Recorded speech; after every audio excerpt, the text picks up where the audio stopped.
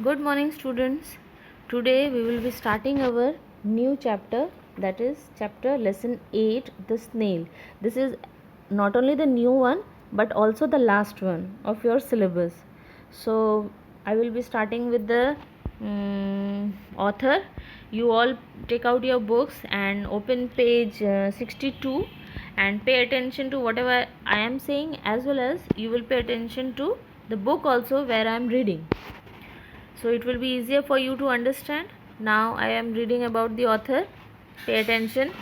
William Cowper, 1731 to 1800, was one of the most popular poet of his times. Cowper changed the direction of 18th century nature poetry by writing about the English countryside and the everyday lives of people. His famous works include Olney Hymens and the Task. यहाँ पे William Cowper जो है, जिनका जन्म 1731 में और उनकी मृत्यु 1800 में हुई, वो एक बहुत ही अपने टाइम के वो एक बहुत ही पॉपुलर पोइट थे, क्योंकि उन्होंने नेचर पोइट्री यानी नेचर रिलेटेड जो पोइट्री जिसमें हम नेचर की चीज़ों के बारे में हम एक्सप्लेन करते हैं, ऐसी पोइट्री को उन्होंने 18th सेंचुरी के एक अलग एक डायरेक्शन दिया, एक लिखने का एक नया तरीका उन्होंने दिया जो कि लोगों के लिए बिल्कुल नया था. About country side and the English day lives of people, यहाँ तक कि उन्होंने नेचर पोइट्री में एक इंग्लिश कंट्री साइड में लोग कैसे रहते हैं, उनका लाइफ वो कैसे स्पेंड करते हैं अपना खुद का हर रोज़ का दिन, इस चीज़ के ऊपर उन्होंने एक नए डायरेक्शन से पोइट्री लिखना शुरू किया. इस वजह से उनको लोगों में बहुत ज़्यादा पॉपुलर माना जाने लगा. उनकी कुछ बहुत ही फेमस काम जो थे, जो लोगों में बहुत ज़्यादा पॉपुलर थे, वो थे ऑलने हाइमन्स और दूसरा था the task. The poem takes us into the private world of a snail, where it is seen to lead a self-sufficient life. Poem जो है वो हमें एक अलग एक स्नेल के लाइफ के बारे में यहाँ पे हमें पोएट जो है वो बताना चाह रहे हैं कि किस तरीके से जो एक स्नेल है वो उसका एक खुद का एक प्राइवेट लाइफ है, उसमें कोई उसका साथी नहीं है, उसके लाइफ में कोई और इंटरफेरेंस नहीं करता है, उसके लाइफ में वो कैसे सेल्फ सफिशिएंट है, उसे किसी की ज़रूरत नहीं है, वो किस तरीके से अपना सारा दिन बिताता है. ऐसे माइन्यूट डिटेल को पोएट ने इस पोएम के थ्रू हमें बताया है कि किस तरीके से एक स्नेल जो है उसका एक जीवन है जो वो कैसे स्पेंड करता है. सारी ज़िंदगी वो एक शेल के अंदर रहते हुए कटा देता है और उसे किसी और की ज़रूरत नहीं होती है, ना किसी के हेल्प की ज़रूरत होती है. वो किस तरीके से अपना लाइफ स्पेंड करता है, उस चीज़ को हम इस पोएम में पढ़ेंगे. So now I am reading the poem. Pay attention. To grass or leaf or fruit or wall, the snail sticks close, nor fears to fall, as if he grew their house and all together. जो snail है जब वो चलता है तो वो ज़्यादातर grass में, लीफ में, किसी पेड़ के फ्रूट में या दीवारों पे हमें वो देखने को ज़्यादा मिलता है. तो जब वो चलते हैं तो वो उस चीज़ पे चिपक जाते हैं. मान लो ग्रास पे चल रहे हैं तो ग्रास पे वो चिपक गए हैं. मान लो वो लीफ के ऊपर चल रहे हैं यानी पत्तों के ऊपर चल रहे हैं तो उसके ऊपर चिपक जाते हैं. या फ्रूट या दीवार, किसी भी चीज़ के ऊपर जब वो चलते हैं तो वो पूरा उसके साथ स्टिक हो जाते हैं, चिपक जाते हैं. और चिपकने के बाद फिर वो धीरे धीरे धीरे धीरे आगे बढ़ते हैं. तो वो इस तरीके से चिपक जाते हैं कि उन्हें नीचे गिरने का बिल्कुल भी डर नहीं रहता है, क्योंकि वो ऐसा फील करते हैं, वो इस तरीके से उसके साथ चिपके रहते हैं जैसे कि शायद वो उसका खुद का घर है. ठीक है, मतलब वो जो पेड़ पे चल रहे हैं तो पेड़ उसका घर है, वो दीवार पे चल रहे हैं तो दीवार उसका घर है, तो इसीलिए उन्हें गिरने का डर नहीं रहता है. It seems as if he grieve there with his shell. ऐसा लगता है जैसे कि वो अपने शेल के साथ उसी जगह में ही पैदा हुआ है और वहीं का ही वो बासी है, इसीलिए वो इतना ईजिली वो आगे आप बढ़ पाते हैं बिना डर के कि वो गिर जाएं. Within that house, secure, he hides when danger imminent betides of storm or other harm beside of weather. अच्छा, जब वो ऐसे जगह में रहते हैं तो एक तो उन्हें कभी भी डर नहीं रहता है गिरने का. दूसरा, अगर हवा तेज़ चलती है या कोई आंधी तूफान चलते हैं या वेदर में कोई ख़राबी आती है जिसके वजह से ये पेड़ हिलने लगे या फ्रूट हिलने लगे या दीवार में पानी के झोंके गिरे, तो भी वो गिरते नहीं हैं, क्योंकि एक तो वो चिपके रहते हैं और दूसरा वो अपने शेल के अंदर घुस जाते हैं, जिससे कि उन्हें ये जो आउटसाइड जो डेंजर्स हैं इससे वो अपने आप को सिक्योर कर पाते हैं, क्योंकि उसके बॉडी में एक जो शेल रहता है उस शेल में वो झट से घुस जाते हैं। तो उन्हें, उसकी बॉडी तो बहुत सॉफ्ट और नरम रहती है, और जैसे ही वो शेल के अंदर घुस जाते हैं तो शेल बहुत हार्ड और सख्त है। तो उस वजह से क्या होता है कि कोई भी बाहरी चीज़ से उसको नुकसान नहीं पहुंचता है, क्योंकि वो एक शेल में अपने आप को घुसा लेता है। तो इससे वो बाहरी किसी भी खतरे से वो अपने आप को बचा लेता है। ये जो शेल है उसका एक हाउस है जो उसे सिक्योरिटी देता है। Give but his horns the slightest touch, his shelf collecting pores is such, he shrinks into his house with much displeasure. और जैसे ही आपने देखा होगा कि शेल के बाहर जब उसका बॉडी निकलता है तो उसके बॉडी से 2 छोटे छोटे एंटीना टाइप रहता है।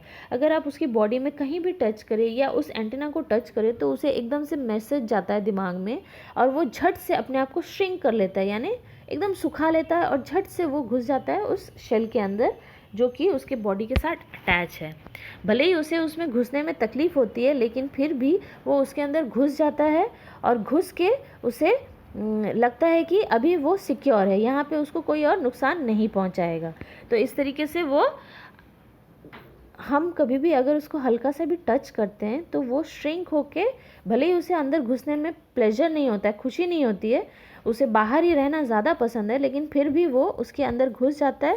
उसे लगता है कि अगर मैं इसके अंदर घुसूंगा तो मुझे कोई कुछ नुकसान नहीं पहुंचा सकेगा। तो इस तरीके से वो उसके अंदर घुस जाता है अपने आप को सेफ्टी एंड सिक्योरिटी देने के लिए। Next, wherever he dwells alone, except himself has chattels none, well satisfied to be his own whole treasure. जहाँ भी ये ड्वेल करते हैं, ड्वेल यानी रहना, रिसाइड करना, लिव या रिसाइड, तो ये जहाँ भी रहते हैं, कौन, जो स्नेल्स हैं वो जहाँ भी रहते हैं वो अकेले रहते हैं। ही ड्वेल्स एलोन, यानी वो जहाँ भी रहते हैं वो एलोन रहते हैं, अकेले रहते हैं। ही हैज़ नो फ्रेंड, उनका कोई दोस्त नहीं है। And except himself has chattels none, यानी सिवाय अपने उनके पास बातचीत करने के लिए भी कोई और चीज़ नहीं है, ना ही उनके पास उस शेल के अलावा और कोई चीज़ है जिससे कि वो अपना टाइम पास कर सके। वो शेल ही एकमात्र चीज़ है जिसके अंदर वो रहते हैं और उससे बाहर निकलते हैं, कभी बाहर कभी अंदर, कभी बाहर कभी अंदर। यही उनका लाइफ है, यही जो शेल है ये एकमात्र उसका सहारा है, एकमात्र उसका ट्रेजर है, जिसके अंदर वो बहुत ही सेटिस्फैक्शन के साथ रहते हैं, क्योंकि ये जो है ये उसको खाना भी देता है, ये उसको रहने की जगह भी देता है, ये उसको सिक्योरिटी भी देता है। तो इस तरीके से हमारा पोएम ख़त्म है। अब इसके एक्सरसाइज देख लेते हैं। सीधा आ जाइए आप लोग page number 7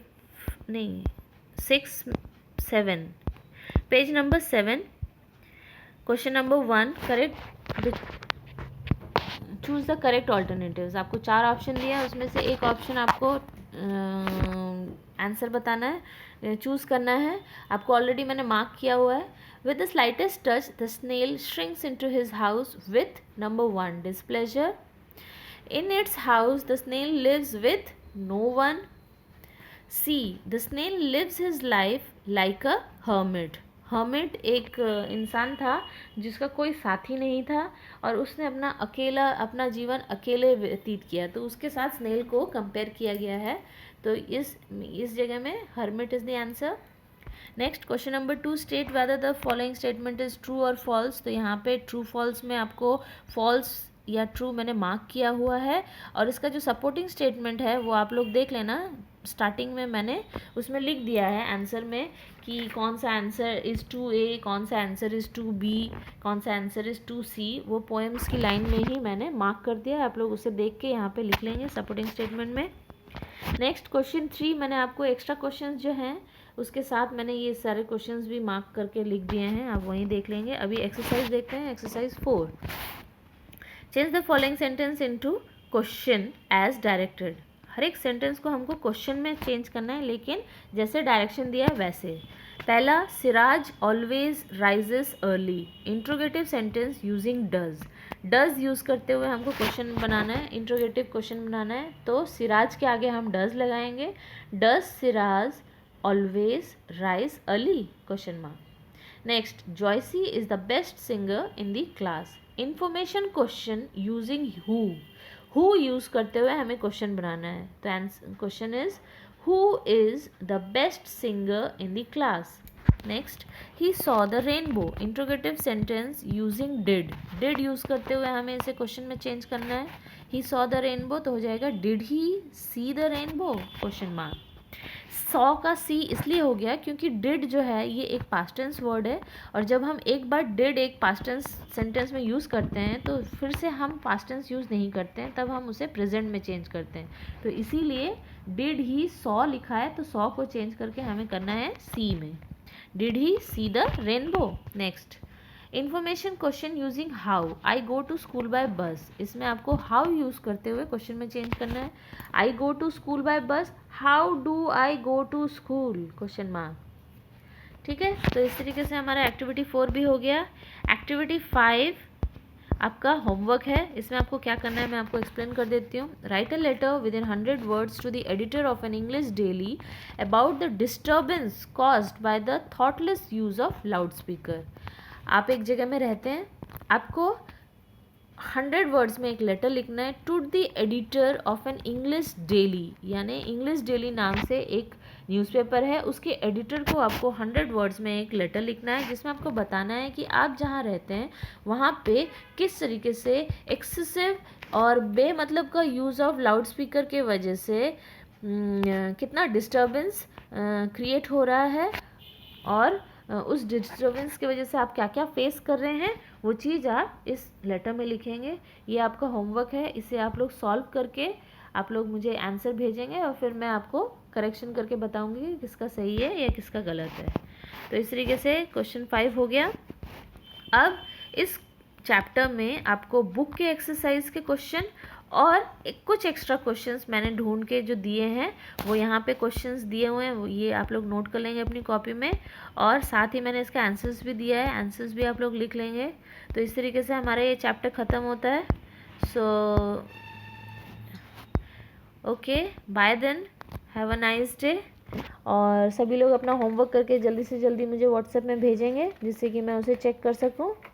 so best of luck, for all the chapter is now finished and you start revising, because अब तो स्कूल जब खुलेगा तभी आप लोगों का एग्ज़ाम होगा, या कब खुलेगा कुछ तो अभी तक डेट पता नहीं है। तो बेटर है कि आपका जब चैप्टर ख़त्म हो गया है तो आप अभी से रिवाइज़ करना शुरू कर देंगे। तो इसलिए okay then, bye, have a nice day.